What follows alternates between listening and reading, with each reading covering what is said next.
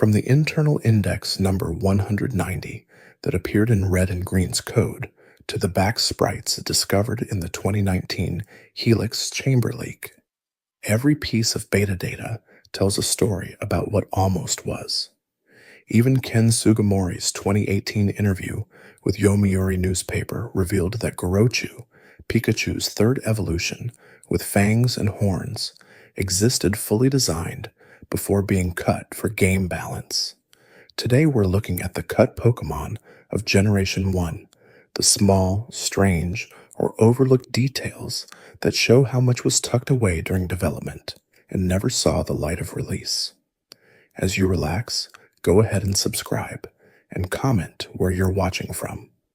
When you look closer, you can see it clearly in the numbers themselves, scattered across prototype code, like fossils waiting to be unearthed. Game Freak originally planned for 190 Pokémon in the first generation. This number wasn't speculation or rumor.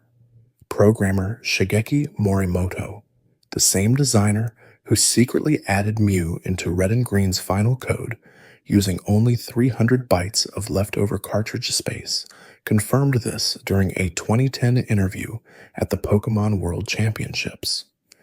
When asked about the original count, Morimoto reportedly jumped in surprise at the specificity of the question, as 190 was a number known only to those who had examined Red and Green's internal index list with extraordinary care. The index revealed not just which Pokémon made it into the final game, but the order in which creatures were programmed, designed, and ultimately evaluated for inclusion. 39 of those original 190 designs were removed after being added to the game's code, saved for possible use in Generation 2, though many would never appear in any Pokémon game at all.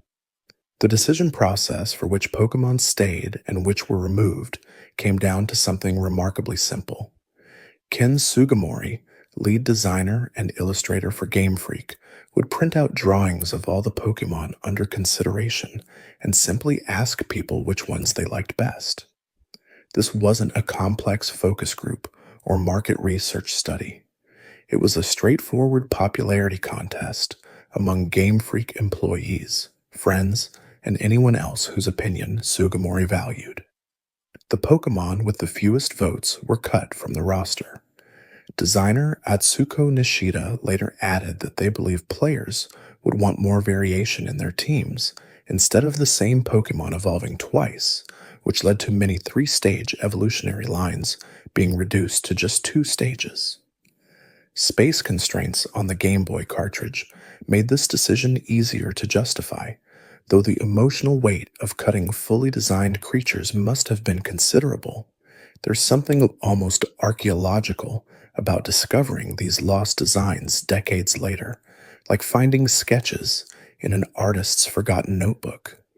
The context for these discoveries matters as much as the discoveries themselves.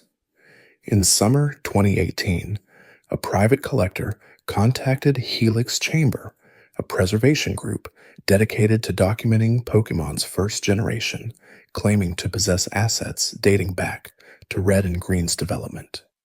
Helix Chamber, accustomed to encountering fake beta content, put the collector through a series of verification tests. The collector was able to provide information that Helix Chamber knew to be true, but wasn't yet in the public record. For example, at the time, Helix Chamber had been working on enhancements to the Kaiju Zukan artwork, and they were the only ones who had seen Katora in slot 159. When they asked the collector to show them slot 159 from their assets, there was Katora in full detail. The collector passed every test, establishing the legitimacy of materials that would later be released in February 2019 as the Generation 1 beta assets. The context for these discoveries matters as much as the discoveries themselves. In summer 2018, a private collector contacted Helix Chamber, a preservation group dedicated to documenting Pokemon's first generation, claiming to possess assets dating back to Red and Green's development. Helix Chamber, accustomed to encountering fake beta content, put the collector through a series of verification tests. The collector was able to provide information that Helix Chamber knew to be true, but wasn't yet in the public record. For example, at the time, Helix Chamber had been working on enhancements to the Kaiju Zukon artwork, and they were the only ones who had seen Katora in slot 159. When they asked the collector to show them slot 159 from their assets, there was Katora in full detail.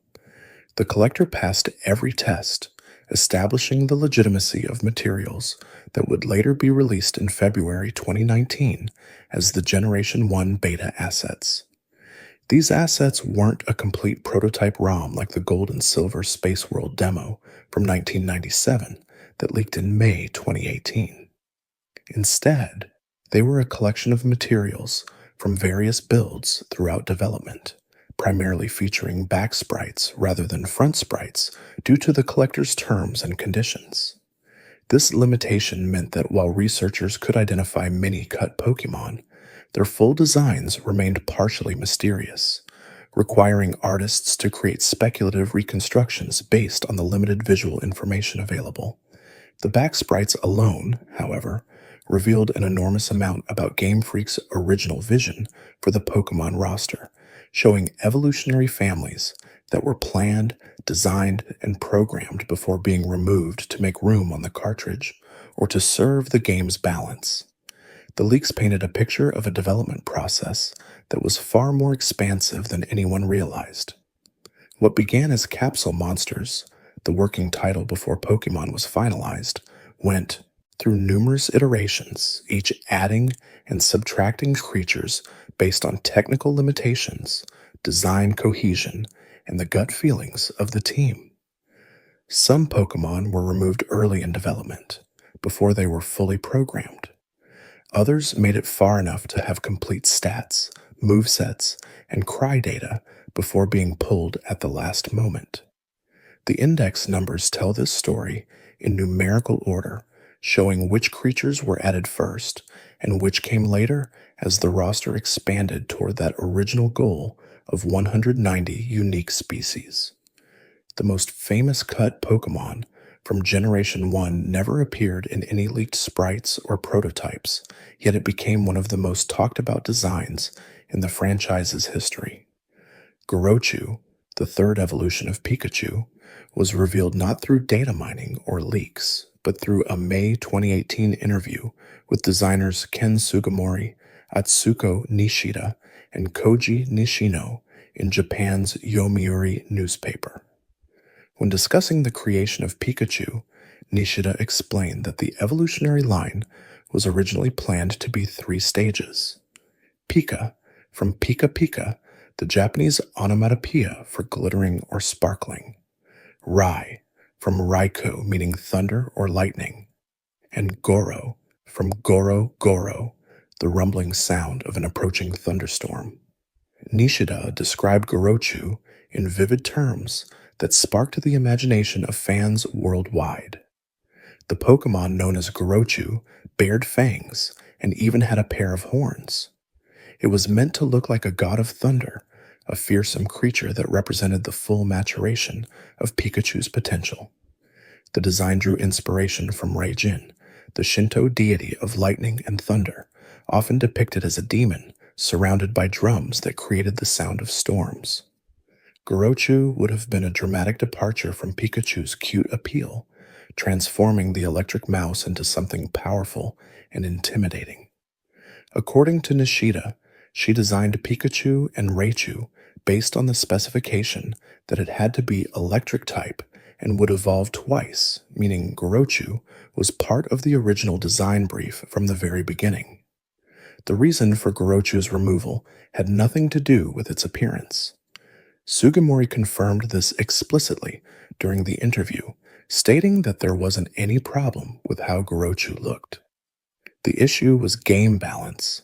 Having too many 3-stage evolutionary families would have made the game feel monotonous, reducing the variety of Pokémon that players could encounter and train. Additionally, Game Freak faced severe space constraints on the Game Boy cartridge. As Koji Nishino explained, they had to save space by taking Pokemon originally designed to evolve twice and making them evolve only once. Pikachu wasn't one of the 3 starter Pokemon, which made it an easier target for this kind of reduction. The decision to cut Gorochu created space for other Pokemon and ensured that the roster felt more diverse, even if it meant sacrificing a fully realized design that could have become iconic in its own right. The addition of Pichu in Generation 2 made Gorochu's potential return even more unlikely. With Pichu, Pikachu, and Raichu forming a complete 3-stage family, there was no longer room for a 4th evolution without breaking one of Pokemon's fundamental design rules. Pokemon games have never featured a 4-state evolutionary line, and introducing one specifically for Pikachu would set a precedent that Game Freak has shown no interest in establishing. In an October 2018 interview with GameSpot about Let's Go Pikachu and Eevee, director Junichi Masuda addressed the possibility of Gorochu returning when asked directly by an interviewer. His response was definitive. "You're probably not going to see it." Masuda explained that none of the Pokemon they worked on got to a point and then discarded have ever reappeared yet, and he expected that pattern to continue. The reason, he said, was that Game Freak always has a base criteria of being able to explain why a certain Pokemon exists in the world, trying to make it feel believable within the fantasy. Reintroducing a cut Pokemon from decades ago would require justifying its absence for all those years, a narrative challenge that doesn't align with how Game Freak approaches world building. Gorochu exists now only in the imagination of fans who heard Nishida's description and tried to visualize what might have been. Artists across the internet have created countless interpretations, each attempting to capture the essence of fangs, horns, and the fury of a thunder god compressed into the familiar silhouette of Pikachu's lineage. Some depictions lean into demonic imagery, giving Gorochu sharp, angular features and a menacing stance. Others keep it closer to Raichu's rounder design, adding the horns and fangs as subtle embellishments rather than dramatic transformations. Without official artwork, Gorochu remains a phantom, a creature that lived in sketches and conversations but never made it into pixels. The February 2019 leak from Helix Chamber provided physical evidence of many other cut Pokemon that shared Gorochu's fate. Unlike Gorochu, which was only known through interviews, these Pokemon had back sprites that survived in the game's code, preserved in prototype assets that eventually found their way to a private collector. The sprites were often crude, lacking the polish of final designs, but they offered a window into the creative process behind the original 151. Each back sprite represented hours of work from pixel artists who translated hand-drawn concepts into the limited palette and resolution of the Game Boy, only to have their efforts shelved when the final roster was determined. One of the first cut Pokemon visible in the leaked assets was a pre-evolution of Zubat. The sprite showed a tiny creature, smaller than Zubat itself, with an even more simplified design. Its body was barely visible, suggesting that much of its mass was concentrated in oversized wings or a head dominated by facial features. Zubat has always been one of the most common Pokemon in caves, appearing with such frequency that encountering it became a running joke among players. Having a baby form would have added another layer to this ubiquity, potentially making Zubat feel like part of a more complete ecosystem where young, weak Pokemon gradually matured into the pests that plagued trainers exploring dark routes.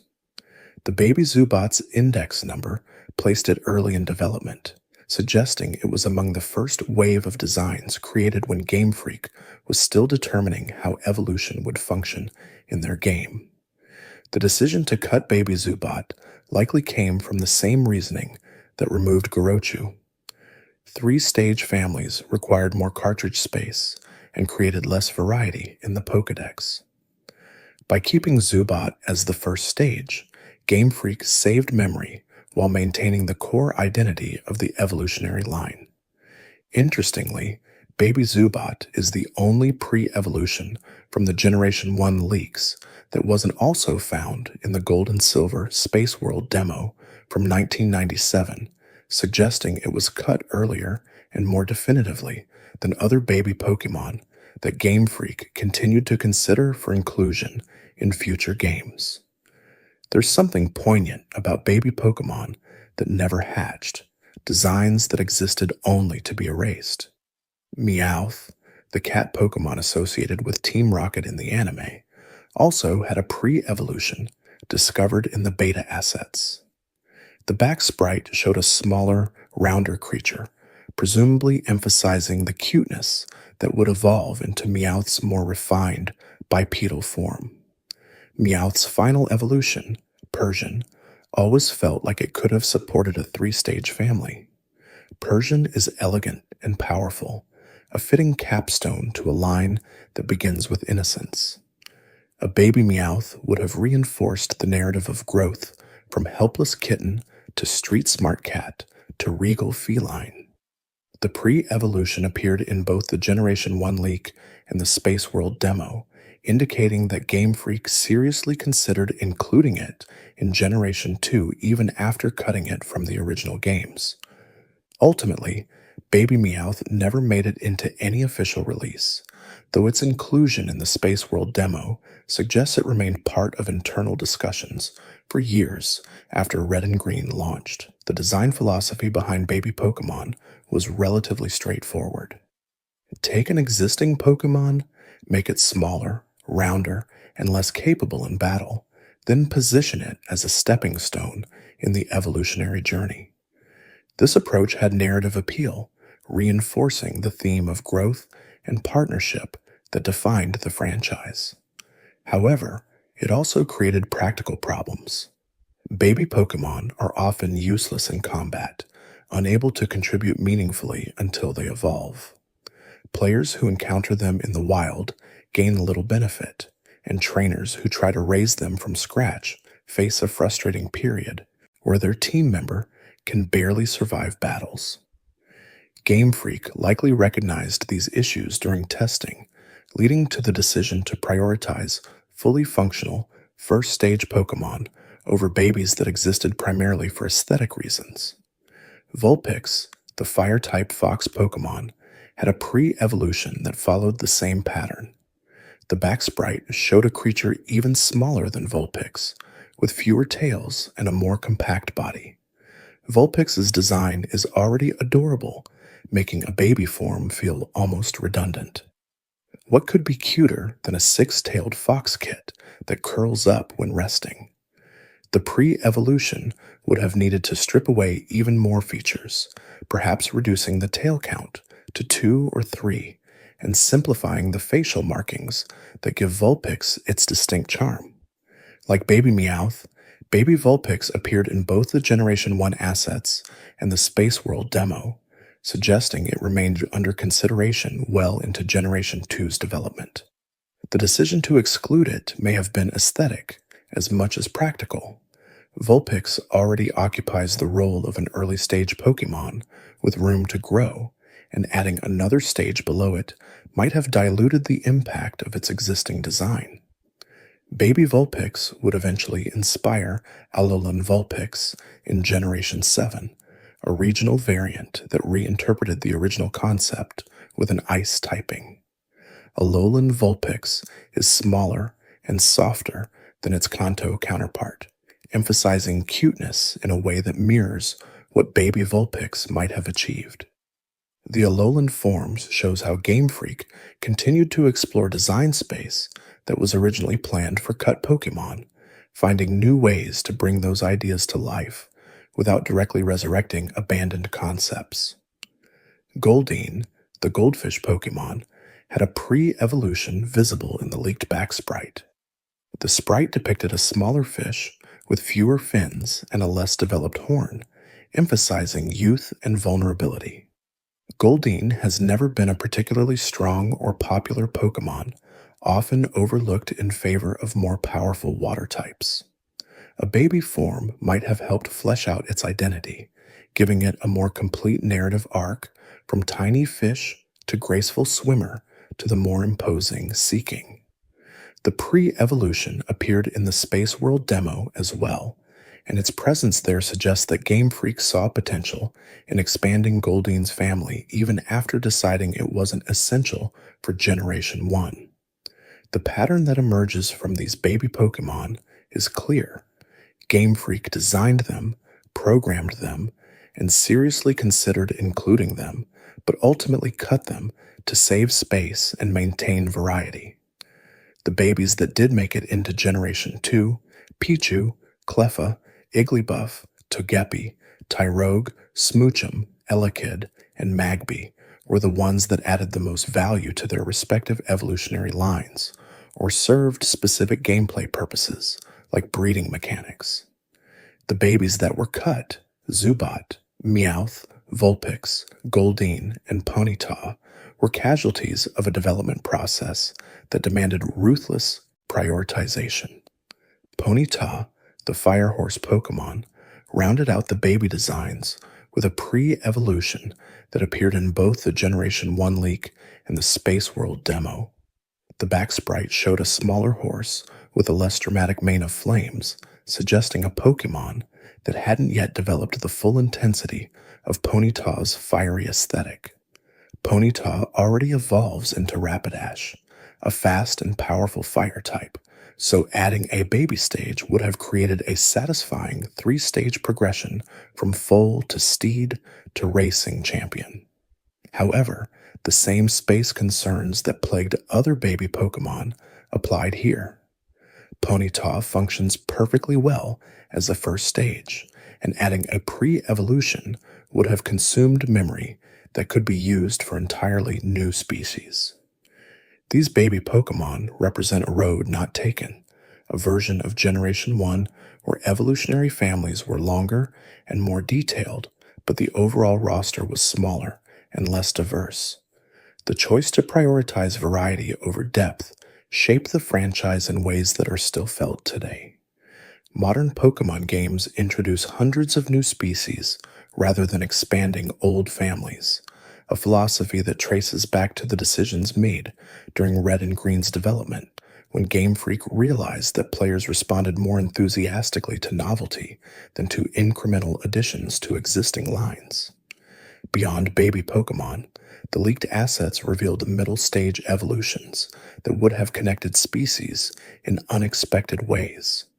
The most intriguing of these was a creature that appeared to link Psyduck and Golduck.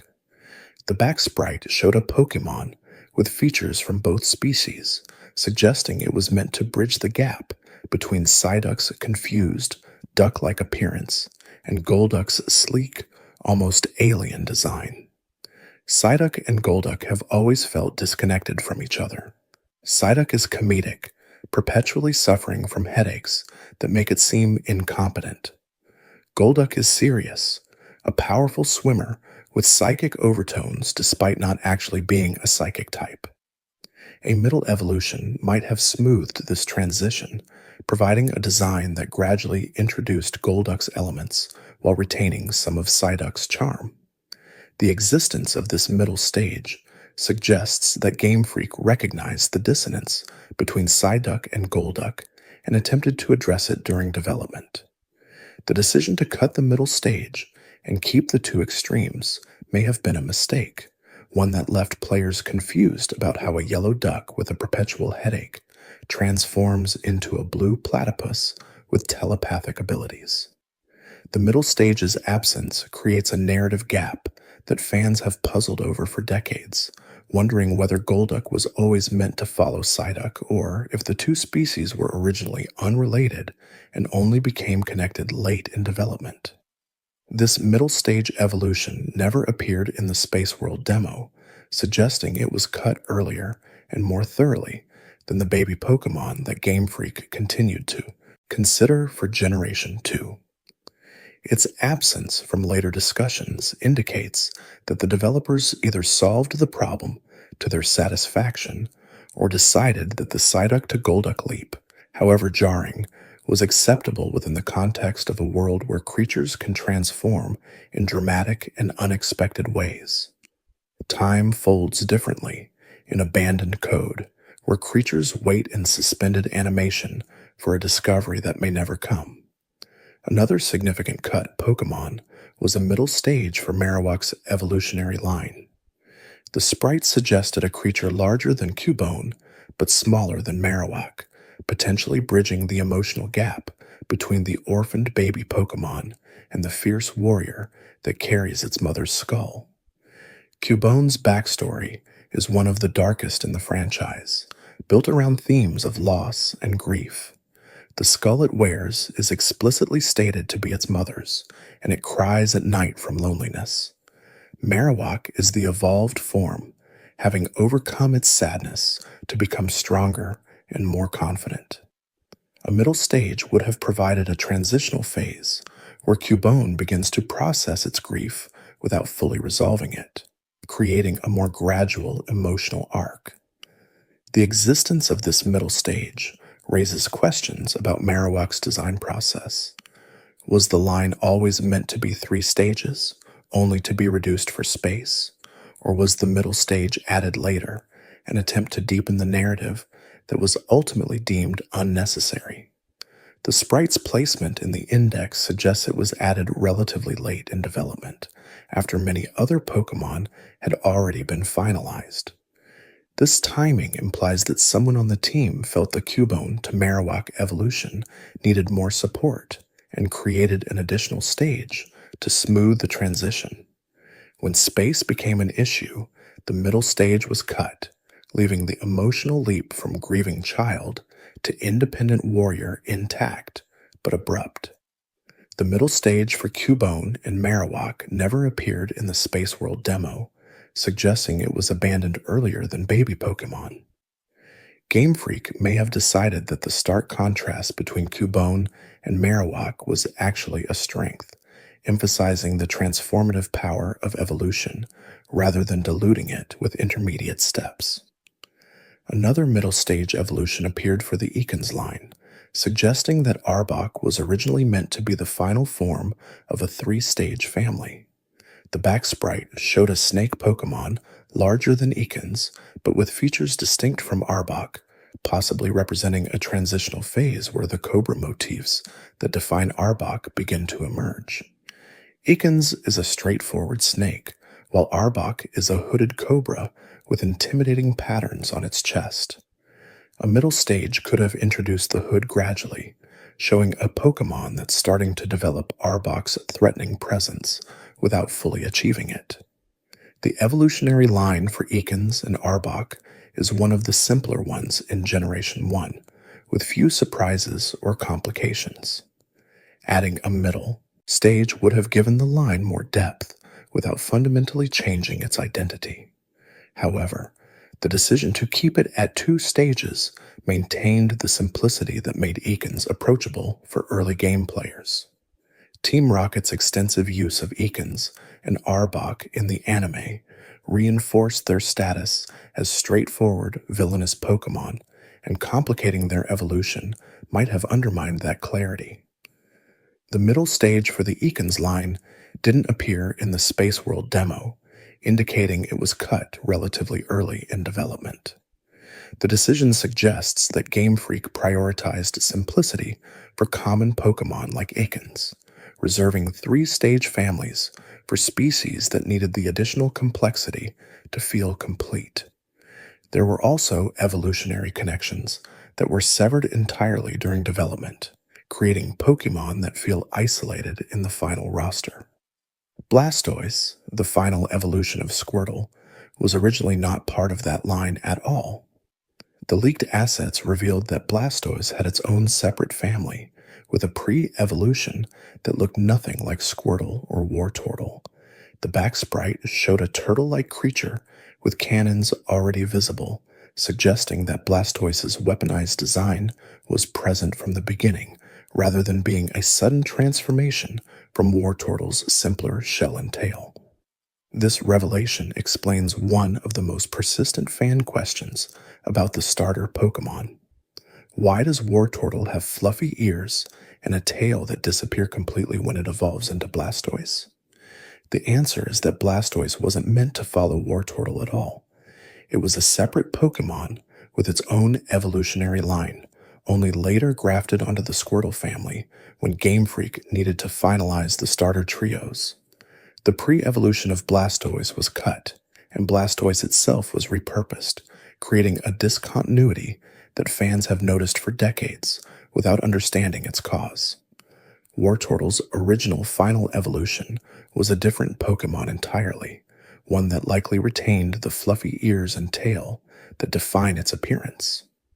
The back sprite of this alternate evolution appeared in the leaked assets, showing a larger turtle with more pronounced features, but maintaining the aesthetic continuity that Blastoise breaks. When Blastoise was moved into the Squirtle line, this original final stage was cut, leaving Wartortle as an orphaned middle stage, whose design no longer flows naturally into its supposed evolution. The decision to merge Blastoise into the Squirtle line was likely pragmatic.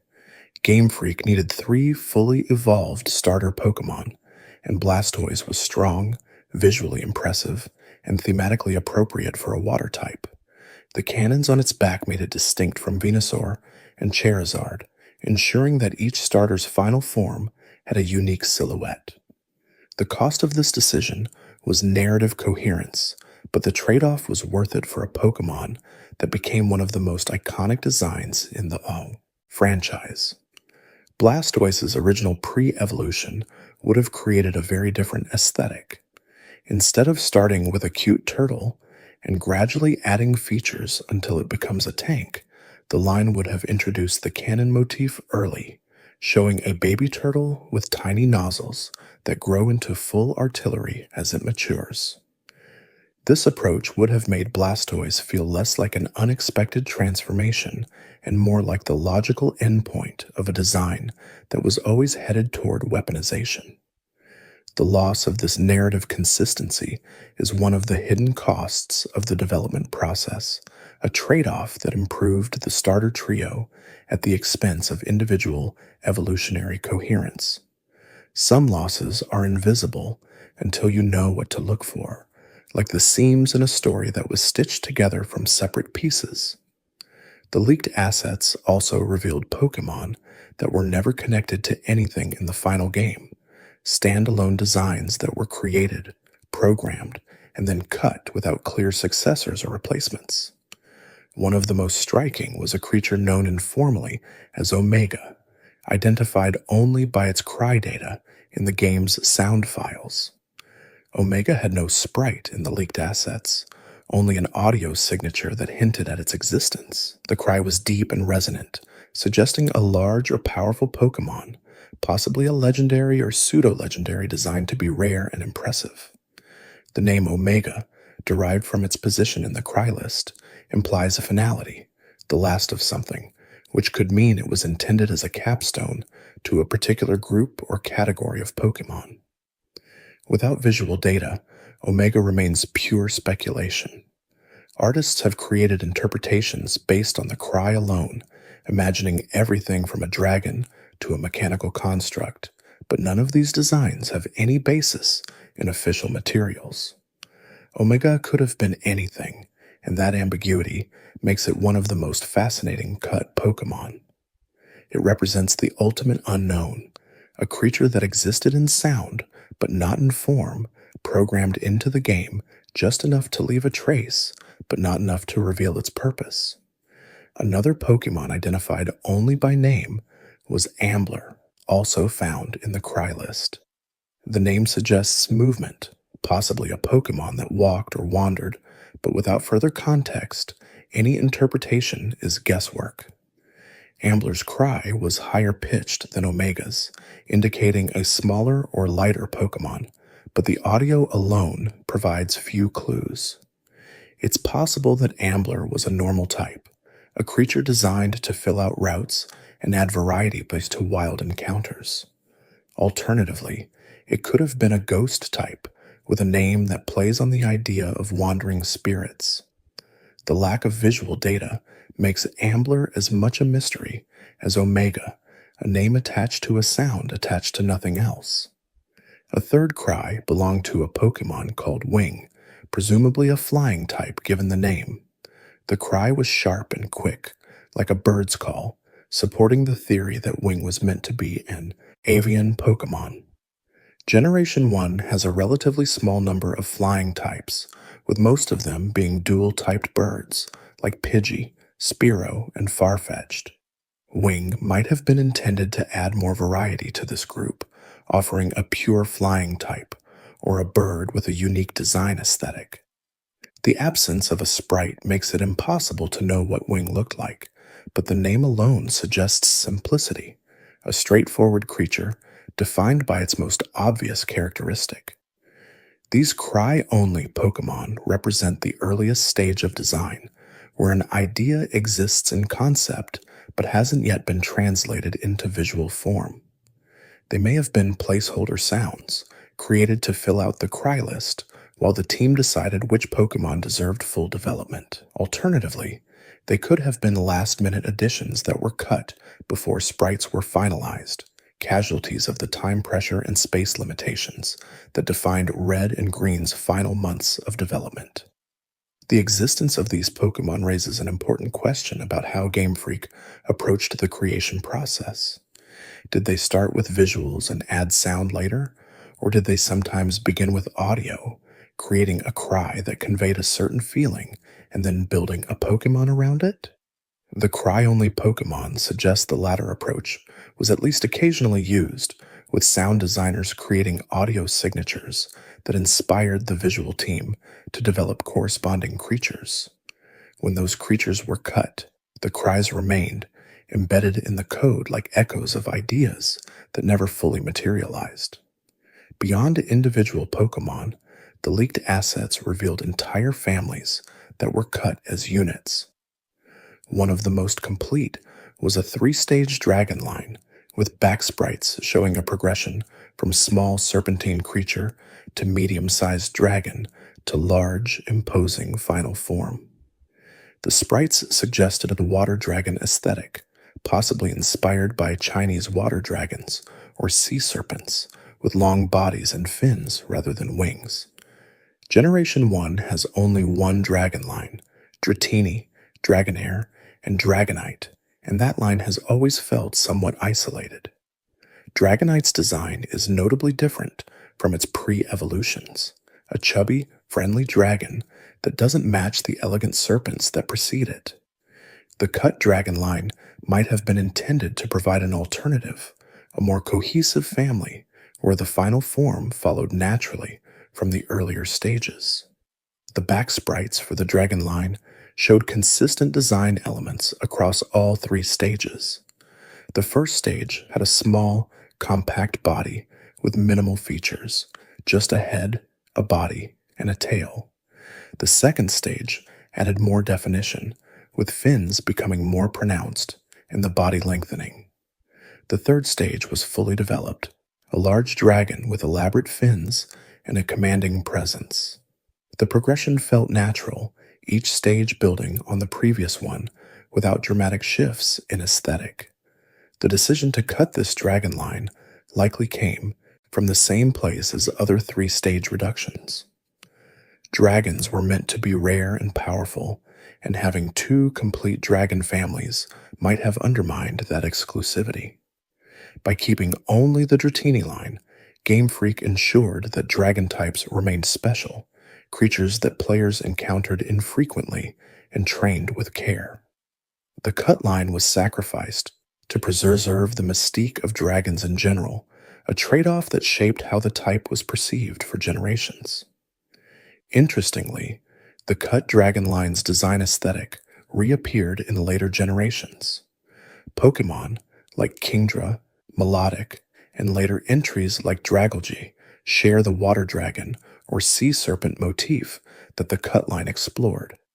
These Pokemon suggest that Game Freak never fully abandoned the design concepts they created for Generation 1, instead revisiting them when technology and cartridge space allowed for more ambitious rosters. The Cut Dragon line lives on in spiritual successors, creatures that embody the same ideas in new forms. If you're still awake halfway through, maybe subscribe before you drift off and tell me what time it is where you're watching from. The assets also revealed two squid Pokemon that may or may not have been related evolutionarily. The back sprites appeared in different parts of the index, separated by enough space that it's unclear whether they were meant to be pre-evolution and evolution or two separate species that happened to share a squid aesthetic. The first sprite showed a small squid with tentacles and a rounded head, typical of cephalopod designs. The second sprite was much larger, with more elaborate tentacles and a more menacing appearance. If they were part of an evolutionary line, they would have provided an alternative to Tentacool and Tentacruel, giving players another water-type option with a different visual identity. The separation in the index numbers is the primary evidence against these being connected. Pokemon families are typically programmed together, with pre-evolutions and evolutions appearing in consecutive slots. The fact that these squid Pokemon are far apart suggests they might have been designed independently, possibly by different artists, and only later recognized as having similar themes. If Game Freak noticed this duplication during development, they may have cut one or both to avoid redundancy, especially given that Tentacool and Tentacruel already filled the niche of aquatic cephalopods. Alternatively, the larger squid might have been added much later in development, after the smaller one had already been cut, explaining why they're separated in the index. This scenario would make them unrelated, two attempts to create a squid Pokemon at different points in the design process, neither of which made it into the final game. Without more information, it's impossible to say definitively, but the sprite's existence proves that Game Freak explored squid designs more thoroughly than the final roster suggests. Another mysterious Pokemon appeared in the leaked assets with a design that resembled a Yeti or an abominable snowman. The sprite showed a large bipedal creature with a bulky body and what appeared to be shaggy fur or hair covering most of its form.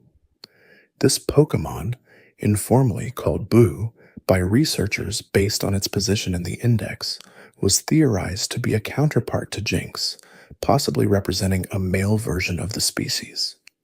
Jinx has always been a somewhat controversial Pokemon, with its appearance drawing on yokai and ice spirit mythology, but also creating unfortunate implications that Game Freak later addressed by changing its color from black to purple. Buyu's design suggested a masculine counterpart, a Yeti to Jinx's Ice Queen, creating a gendered pair similar to Nidoran male and female. The theory that Buyu was meant to complete a trio with Electabuzz and Magmar is supported by its position in the index, where it appears between those two species. Electabuzz, Boo, and Magmar would have formed a set of elemental humanoids, each representing a different type: electric, ice, and fire. This symmetry would have been elegant, providing players with three distinct but thematically related Pokemon to encounter and train. The decision to cut Boo broke this pattern, leaving Electabuzz and Magmar as a pair rather than a trio. The inspiration for Boo likely came from kaiju films, specifically a creature called Wu from the Ultraman series. Wu was a Yeti-like monster with a dark face and a bulky body, closely matching the description of Boo's sprite. However, Wu was female in the original Ultraman series, which might have created confusion if Boo was intended as a male counterpart to Jinx. This gender mismatch could have been one reason for Buu's removal, as Game Freak might have realized that the cultural reference they were drawing on didn't align with their design intent. Boo's absence is felt more acutely because Electabuzz and Magmar eventually received evolutions in Generation 4, Electivire and Magmortar, creating complete three-stage families. Buyu never got that chance. If it had been kept in Generation 1, it might have received its own evolution in later games, completing the elemental humanoid trio and giving ice types a powerful option to rival the additions given to electric and fire. Instead, Buyu remains a what-if, a Pokemon that existed just long enough to be documented, but not long enough to become part of the franchise's ongoing evolution. Some designs are lost not because they failed, but because the puzzle they were meant to complete was taken apart and reassembled differently. The leaked assets included several bird and fish Pokemon that were difficult to identify precisely due to the low resolution of their back sprites. Two creatures appeared that might have been birds or fish, with ambiguous shapes that could represent either flying types with streamlined bodies or water types with fins that resembled wings. The sprites were small and lacked detail, making it nearly impossible to determine their intended type or design inspiration. Some researchers theorized they were based on flying fish, creatures that glide above water using wing-like fins, which would have made them unique dual types combining water and flying. The ambiguity of these sprites highlights a challenge inherent in analyzing cut content. Back sprites are inherently limited, showing only one angle of a creature, and often simplifying details that would be more apparent in front sprites. Without accompanying data like type information, moveset, or Pokédex entries, researchers are left to make educated guesses based on shape and context. These birdfish Pokemon could have been anything, and without further leaks or official clarification, they'll remain mysteries. The sprite's existence suggests that Game Freak experimented with more aquatic and avian designs than made it into the final game. Generation 1's water types are heavily skewed towards sea creatures like fish, turtles, and crustaceans, with relatively few designs exploring birds or hybrid concepts. These cut Pokemon might have been attempts to diversify the water type roster, offering creatures that didn't fit neatly into existing categories. Their removal suggests that Game Freak decided to prioritize more easily identifiable designs, keeping the roster focused on creatures that players could immediately understand and categorize. Another significant discovery in the leaked assets was a Pokemon that appeared to be a pre-evolution of Vulpix. Wait, didn't we already discuss baby Vulpix? This is different. There were apparently two separate attempts to create a Vulpix pre-evolution, one that appeared earlier in the index and followed the standard baby Pokemon template, and another that came later and took a different approach. The second pre-evolution had a more distinct design, suggesting it might have been intended as a branching point rather than a simple baby form. The sprite showed a fox kit with features that could evolve into either Vulpix or potentially another fire-type fox that was itself cut from the final game. The existence of two separate Vulpix pre-evolutions indicates that Game Freak wasn't satisfied with their first attempt and went back to redesign it. This kind of iteration is common in game development, where initial ideas are refined or replaced as the team gains a better understanding of what works.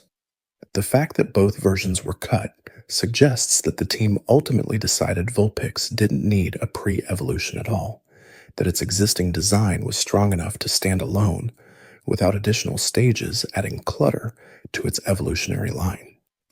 There were also multiple attempts to create a third stage for the Clefairy line. Clefable is the evolution of Clefairy, but back sprites suggest that Game Freak considered adding another evolution beyond Clefable, creating a three-stage fairy line. The sprite showed a larger, more elaborate version of Clefable, with additional features that emphasized its magical nature. This third stage would have made Clefairy's line one of the more developed in Generation 1, but it was cut, likely for the same reasons as the other three stage reductions. Clefable was strong enough as a final evolution, and adding another stage would have consumed space without adding proportional value.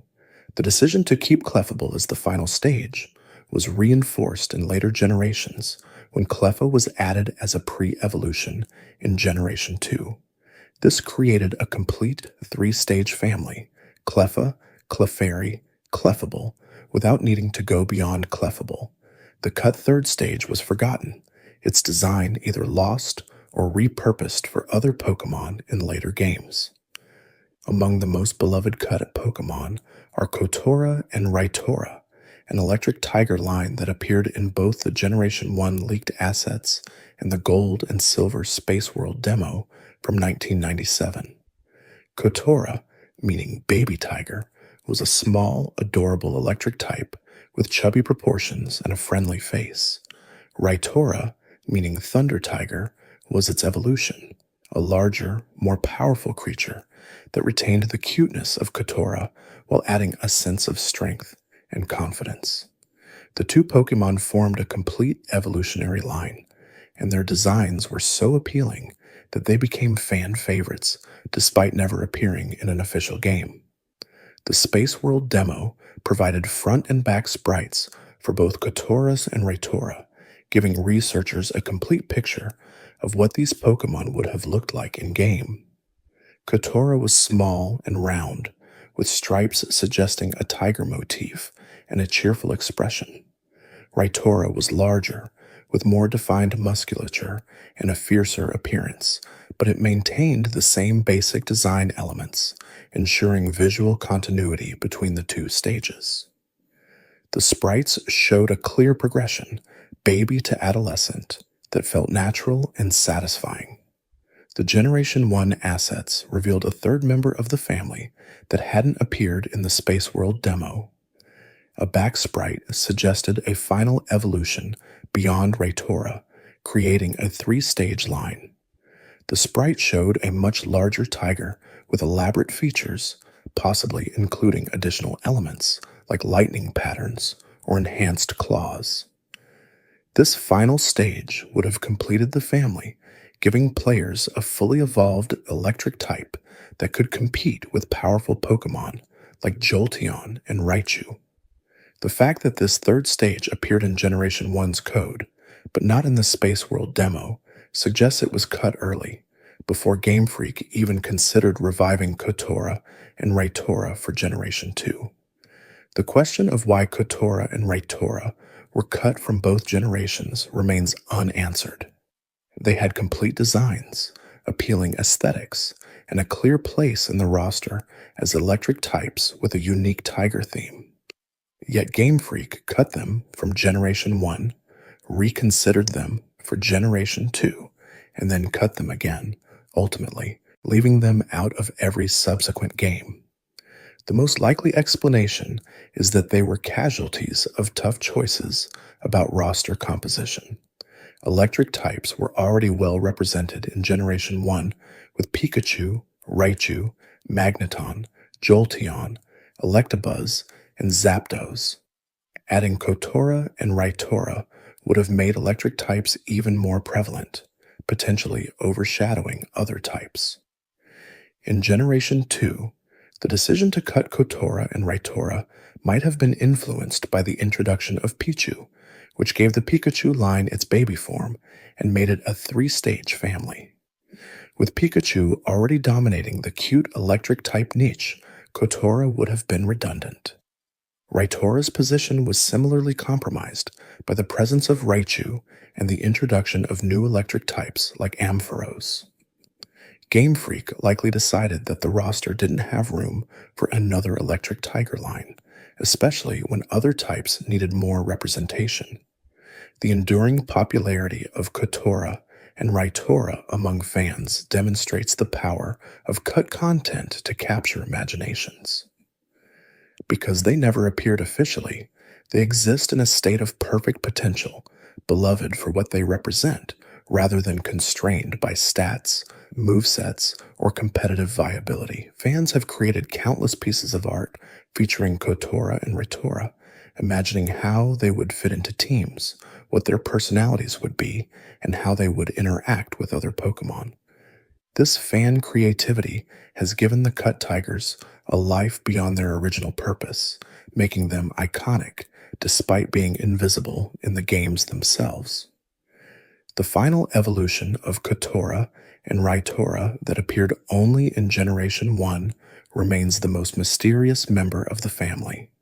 With only a back sprite and an index number, researchers have no name for this Pokemon and no front sprite to clarify its design.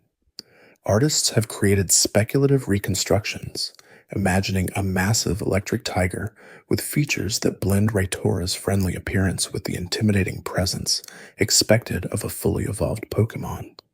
Some interpretations give it saber-toothed tiger elements, with elongated fangs and a more primal aesthetic.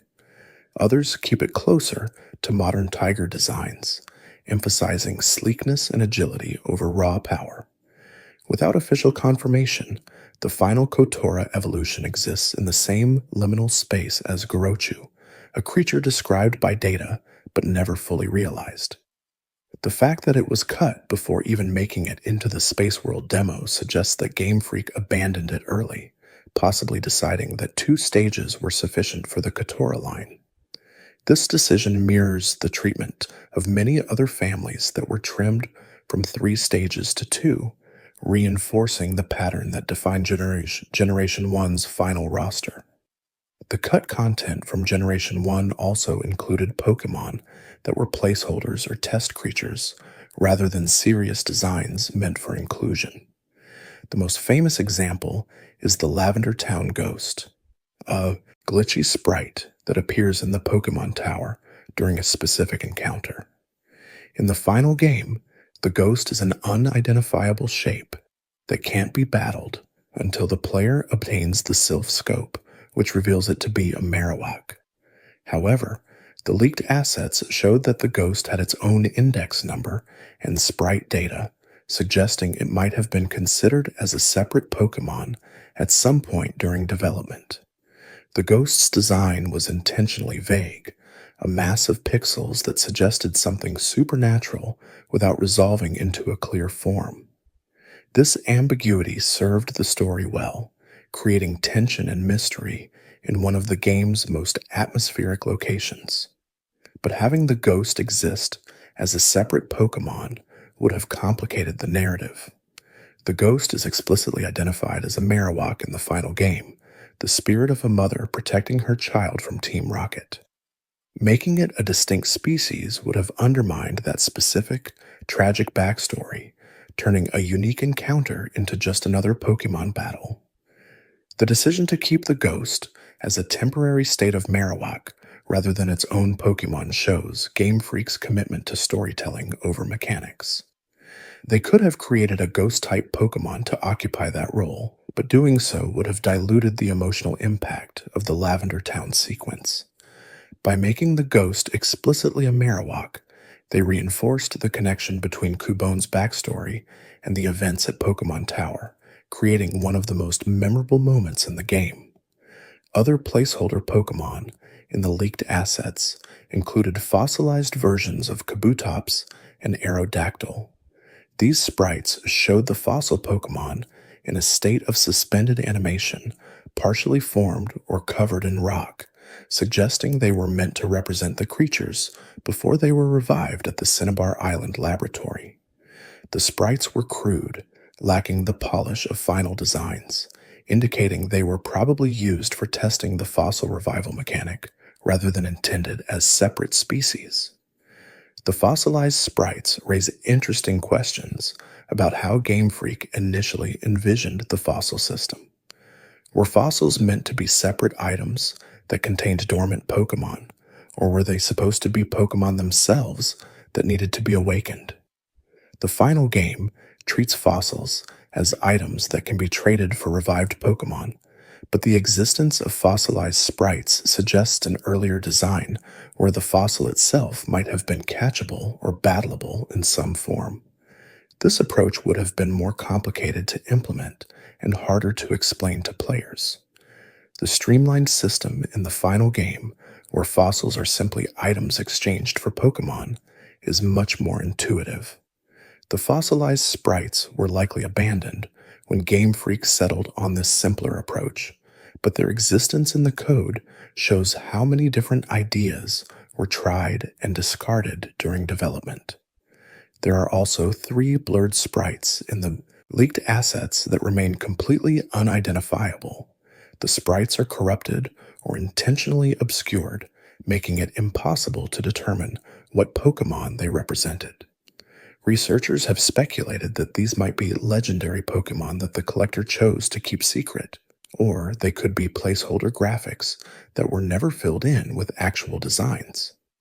The mystery surrounding these sprites has fueled endless speculation, with fans imagining everything from proto-versions of Mew to entirely original legendaries that were cut for balance reasons.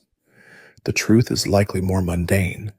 The blurred sprites are probably corrupted data, the result of file degradation or incomplete backups. Game development involves constant saving, loading, and modifying of files, and it's not uncommon for some assets to become damaged in the process. The fact that only 3 sprites are affected suggests they were outliers, possibly stored differently than other assets or subjected to processes that caused corruption. Without access to cleaner versions, they'll remain unsolved puzzles, tantalizing hints of what might have been, but never clear enough to provide answers. Silence sits heavy where something almost existed, where the gaps in the data suggest presence without proving it. The leaked assets also provided insight into how Game Freak structured their Pokédex during development. The internal index numbers don't match the final Pokédex numbers, indicating that the order in which Pokémon were designed and programmed was different from the order in which they appear in the completed game. This reorganization happened late in development, when Game Freak decided to arrange Pokémon by type, region, and thematic groupings rather than the order in which they were created. The original index starts with Raiden, which Ken Sugimori confirmed was the first Pokémon ever designed. From there, it proceeds through various families and types in an order that reflects the design team's workflow rather than any logical progression for players. Early entries include Pokémon like Kangaskhan and Nidoran, creatures that were finalized early in development and served as templates for others. Later entries include refinements and additions, Pokémon that filled gaps in the roster or addressed specific gameplay needs. The final Pokédex rearranges these Pokémon into a more coherent order, starting with the starter, Pokémon and their evolutions, then proceeding through common early game encounters before introducing rarer and more powerful species. This reorganization makes sense from a player experience perspective, guiding new players through increasingly complex and challenging Pokémon as they progress through the game. However, it obscures the creative process behind the scenes, hiding the fact that beloved and early game Pokémon like Pidgey and Rattata were actually designed relatively late, compared to creatures like Raiden and Kangaskhan. The index also reveals which Pokémon were cut and when. The gaps in the numbering show where designs were removed, with some gaps representing single Pokémon and others representing entire evolutionary families.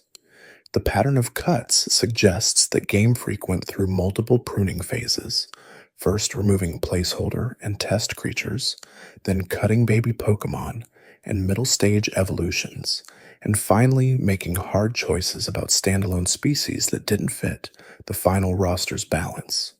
One of the most striking revelations from the index is that Mew, despite being numbered 151 in the final Pokédex, was actually added last during development.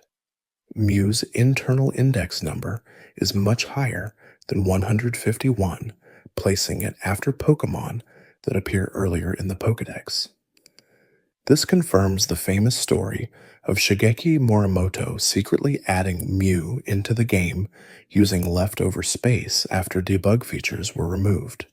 Mew wasn't part of the original 190 Pokemon.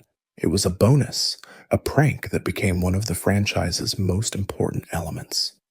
The discovery of Mew by players was accidental, the result of glitches and rumors rather than official announcements. This organic spread of information created massive hype, with players sharing strategies for catching Mew and debating whether it was real or just an urban legend. The mystery surrounding Mew helped fuel Pokemon's explosion in popularity, turning it from a successful game into a cultural phenomenon. The fact that Mew's existence was never planned as part of the marketing strategy makes its impact even more remarkable.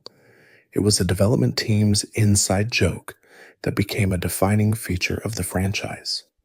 The leaked assets don't include Mew, which makes sense given that Mew was added after the assets were compiled.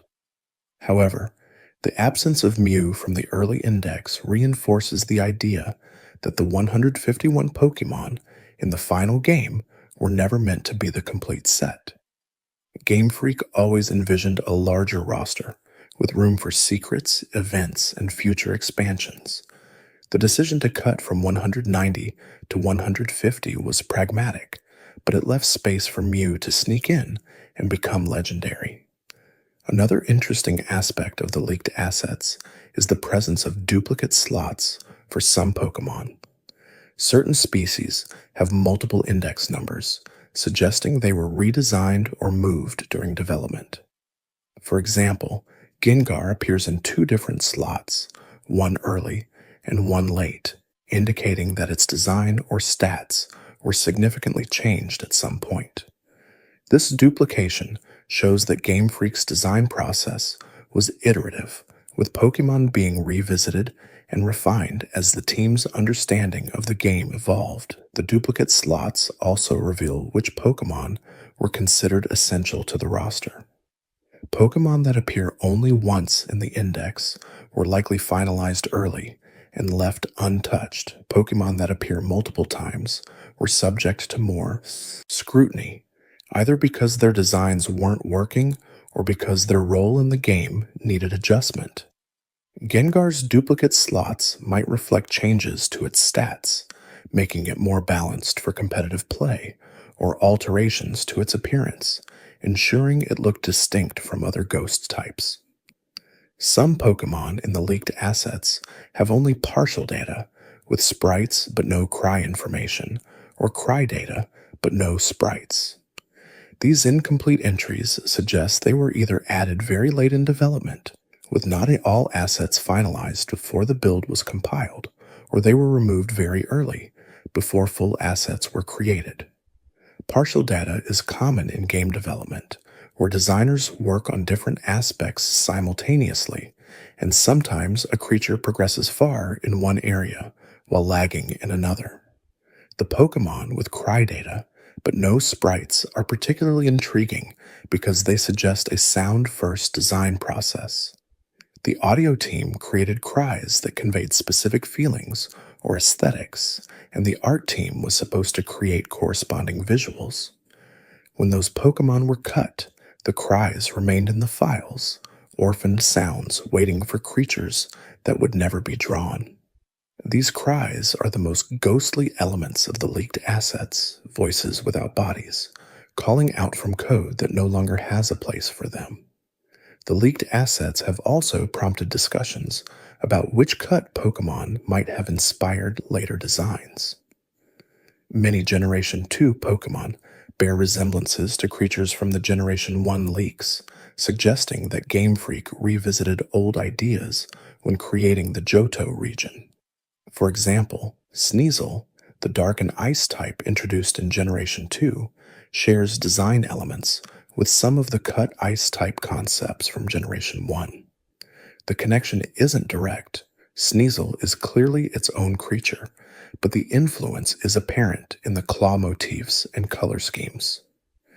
Similarly, Houndour and Houndoom, The dark and fire type dogs from Generation 2 might have been inspired by cut fire type designs from Generation 1. The leaked assets include several canine like sprites that were never fully developed, and their features, pointed ears, sleek bodies, aggressive postures, reappear in the Houndour line. This kind of recycling is common in creative fields, where ideas that don't work for one project are set aside and reconsidered when circumstances change. The baby Pokémon that were cut from Generation 1 but appeared in the Space World demo demonstrate this recycling most clearly. Meowth's pre-evolution, Vulpix's pre-evolution, Goldine's pre-evolution, and Ponyta's pre-evolution all showed up in the Generation 2 prototype, suggesting that Game Freak seriously considered adding them even after cutting them from the first game. Ultimately, most of these babies were cut from Generation 2 as well, but their persistent presence in prototypes shows that the design team saw value in them and tried multiple times to make them work. The only baby Pokémon from Generation 1's cut content that eventually made it into an official game in altered form was Pichu, the pre-evolution of Pikachu. Pichu doesn't appear in any of the Generation 1 leaked assets, suggesting it was created specifically for Generation 2 rather than being a revision of a cut Gen 1 design. However, the concept of baby electric rodents was clearly something Game Freak wanted to explore, and Pichu succeeded where other baby attempts failed, possibly because Pikachu's popularity justified giving it a pre-evolution, regardless of gameplay concerns. The process of cutting Pokémon from Generation 1 wasn't just about removing designs. It was about shaping an identity for the franchise. Every cut Pokémon represented a decision about what Pokémon should be, how many species felt right, which types needed more representation, and which evolutionary patterns made sense. The final roster of 151 was the result of countless small choices, each one balancing creativity with practicality, ambition with technical limitation. Some of those choices were clearly correct. Cutting baby Pokémon maintained the roster's diversity and kept the focus on Pokémon that could contribute meaningfully to a player's team. Reducing 3 stage families saved space and ensured that evolution felt special rather than rote. Removing duplicate designs prevented the Pokédex from feeling cluttered with variations on the same theme. Other choices are more debatable. Cutting Gorochu deprived players of a potentially iconic Pokémon that could have become as beloved as Charizard or Dragonite. Cutting Kotora and Raitora removed a charming electric type line that would have added variety to a type dominated by Pikachu's branding. Cutting the middle stage between Psyduck and Golduck left a jarring evolutionary leap that players still question decades later. The beauty of cut content is that it exists in a space beyond judgment. These Pokémon were never released, so they can't disappoint. They can't be weak in battle, poorly balanced, or underwhelming compared to fan expectations. They remain pure potential, forever young in the imagination of players who discovered them through leaks and interviews. This lack of real-world testing makes them perfect in a way that official Pokémon can never be, because perfection is the absence of flaws, and cut Pokémon have no opportunity to reveal their flaws. The leaked assets have also inspired a thriving fan community dedicated to preserving and celebrating cut content. Websites like Helix Chamber, The Cutting Room Floor, and Bulbapedia have compiled exhaustive documentation of every known cut Pokémon, complete with sprite galleries, analysis of design evolution, and speculation about why specific creatures were removed. These resources have become essential references for fans who want to understand the history of the franchise beyond what's visible in the finished games. Artists have created hundreds of fan interpretations of cut Pokémon, filling in the gaps left by back-only sprites and imagining what creatures might have looked like from the front. Some artists stick closely to Game Freak's aesthetic, creating designs that feel like they could have come from the original games. Others take more creative liberties, reimagining cut Pokémon with modern sensibilities or placing them in contexts that never existed during Generation 1's development. This fan creativity has given cut Pokémon a second life, ensuring they're remembered and appreciated even though they never made it into official releases. ROM hackers have gone even further, creating modified versions of Red and Green that include cut Pokémon as catchable species. These hacks reconstruct the Pokémon using leaked sprites and speculative data, allowing players to experience what the games might have been like with a roster of 190. The hacks are labors of love, requiring extensive programming knowledge and artistic skill to integrate cut content seamlessly. They're not official and they're not perfect, but they represent a form of preservation, ensuring that cut Pokémon exist in playable form even if Game Freak never brings them back. The controversy surrounding Helix Chambers' 2019 reveal shows how passionate the community is about cut content. When Helix Chambers streamed a ROM hack featuring cut Pokémon without clearly labeling it as fan-made, viewers felt misled, believing they were watching a genuine prototype. The backlash was swift and intense, with many fans accusing Helix Chamber of prioritizing spectacle over transparency. The group apologized and clarified that only the back sprites and certain data were legitimate, while front sprites and gameplay were reconstructed by fans. The incident highlighted a tension in the cut content community between preservation and presentation. Preservationists want to document cut Pokémon as accurately as possible, presenting what's known and clearly marking what's speculative. Presenters want to make cut content accessible and engaging, sometimes blurring the line between real and reconstructed to create a more compelling experience. Both approaches have value, but mixing them without transparency creates problems, as the Helix Chamber controversy demonstrated. Despite the controversy, the information revealed in the 2019 leak was invaluable.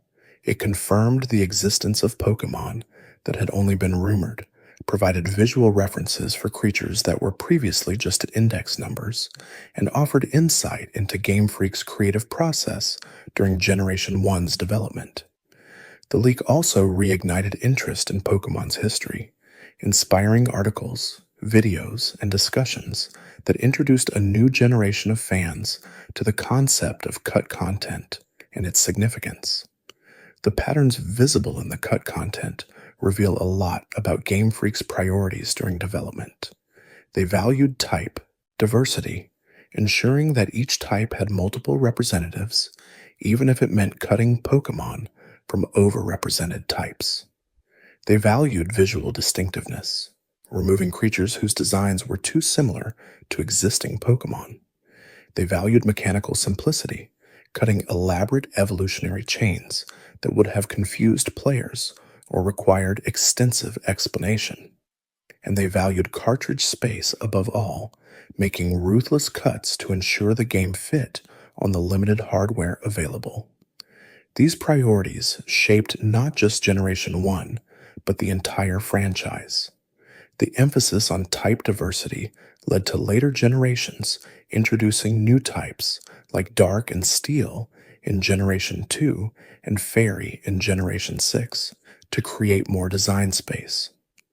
The focus on visual distinctiveness encouraged increasingly creative designs, with each generation pushing further into abstract and conceptual territory. The preference for mechanical simplicity gradually gave way to more complex systems, like split evolutions, regional forms, and mega evolution, as hardware improved and players became more sophisticated. But in Generation 1, those priorities were absolute. The Game Boy's limitations weren't just technical constraints, they were creative parameters that forced Game Freak to make choices they might not have made otherwise. Every byte of cartridge space was precious. Every sprite had to justify its existence. Every Pokémon needed to serve a clear purpose. This environment produced a tight, focused roster where almost every entry felt essential. The 151 Pokémon that made it into the final game were the survivors, the designs that proved themselves worthy through popularity, utility, or sheer appeal. The 39 that were cut were casualties of circumstance, good designs that didn't fit, interesting ideas that came too late, or experiments that didn't pan out. Their absence shaped the franchise as much as the presence of the Pokémon that remained. Without baby Pokémon cluttering the early roster, players encountered fully capable creatures from the start, learning battle mechanics with Pokémon that could actually fight rather than struggling through early gyms with helpless babies. Without excessive three-stage families, evolution felt special, a transformation that happened once or maybe twice rather than a constant process that defined every creature's arc. The cut content from Generation 1 is a reminder that every creative work is defined as much by what's left out as what's included. The finished product represents choices, compromises, and countless small decisions about what belongs and what doesn't. Understanding those decisions requires looking beyond the surface, examining the prototypes, leaks, and interviews that reveal the process behind the product. The cut Pokémon of Generation 1 are ghosts in that process, visible only to those who know where to look, but essential to understanding how the franchise came to be. Looking at the leaked assets decades after Red and Green's release creates a strange temporal dissonance. These Pokémon existed in 1995 and 96 during the final years of Game Freak's lengthy development cycle. They were real, programmed into code, visible on developers' screens, discussed in meetings. But they never became real to players, never existed in the world outside Game Freak's offices.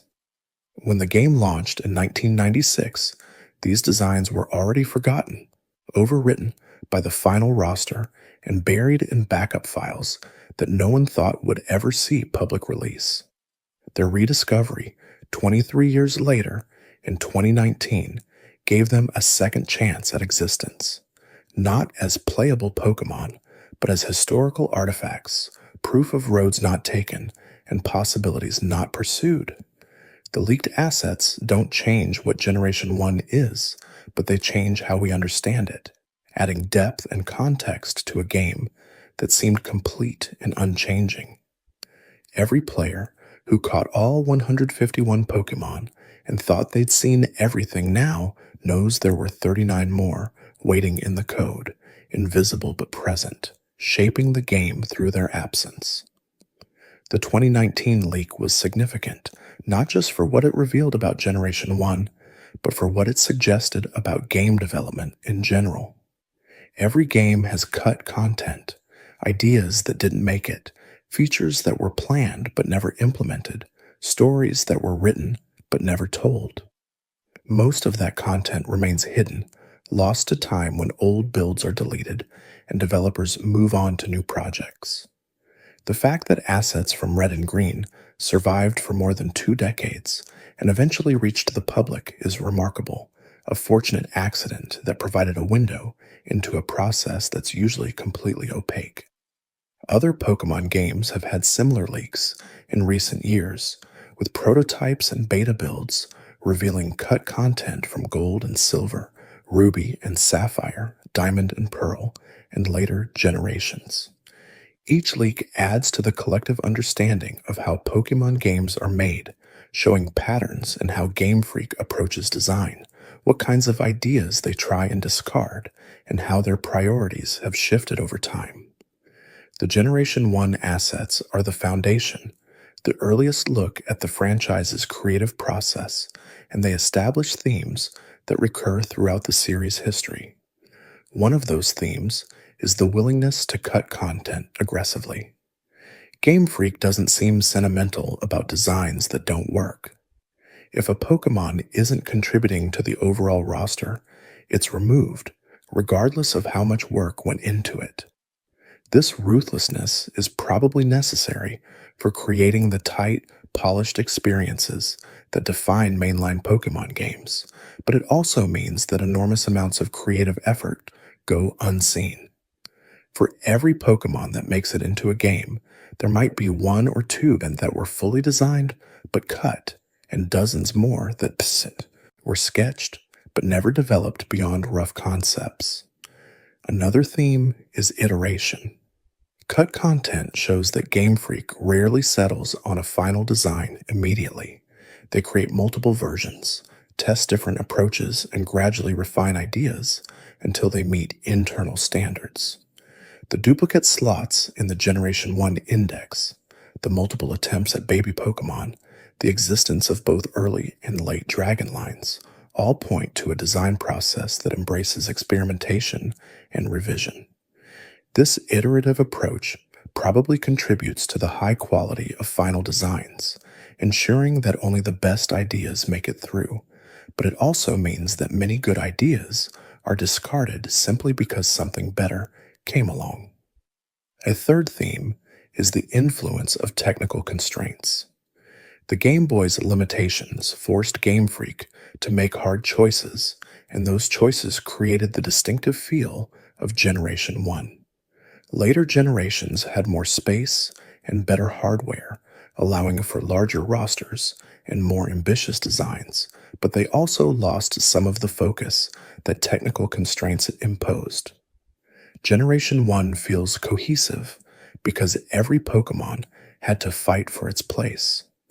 Later games could afford to be more generous, including Pokemon that might not have made the cut if space was as limited as it was in Red and Green.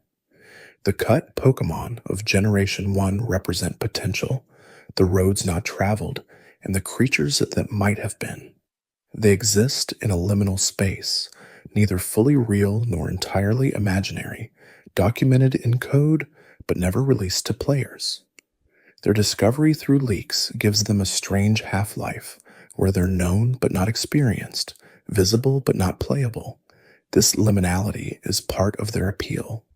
They're mysteries that can be examined but never fully solved, because the only people who could provide complete answers, the developers who created them, have moved on to other projects and may not even remember the specific details of designs cut decades ago. Some developers have shared memories of cut Pokemon in interviews, offering glimpses into the decision-making process. Ken Sugimori's discussion of Gorochu, Atsuko Nishida's revelations about Pikachu's original evolution line, and Shigeki Morimoto's confirmation of 190 Pokemon all provided context that enriched an understanding of the leaked assets. These interviews are invaluable, connecting data to human stories, turning index numbers and sprites into artifacts of creative struggle and compromise. But most cut Pokemon have no such context. They're anonymous, identified only by their position in the index or informal names given by researchers.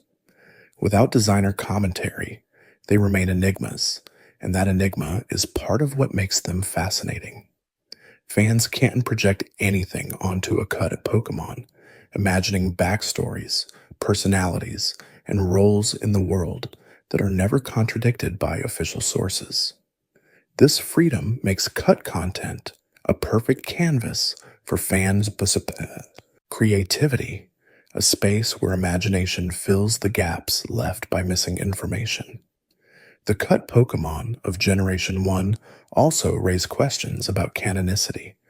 Are they part of the Pokémon world's history, creatures that exist somewhere in the franchise's universe but haven't been discovered yet?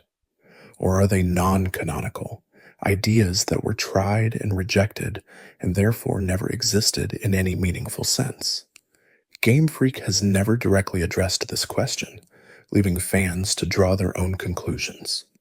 Some fans prefer to think of cut Pokemon as canonical, believing that every design represents a real creature in the Pokemon world that simply hasn't appeared in games yet. This perspective allows for the possibility that cut Pokemon might return in future games, either in their original forms or as redesigned species. It treats cut content as a reserve of ideas, a library that Game Freak can draw from when creating new rosters. Other fans view cut Pokemon as non-canonical, creatures that existed only as design exercises and have no place in the established universe. Thanks for watching. If you enjoyed drifting through these quiet facts, there's another video waiting on the left of your screen. Maybe let it play while you rest. You might learn something new before you drift off again.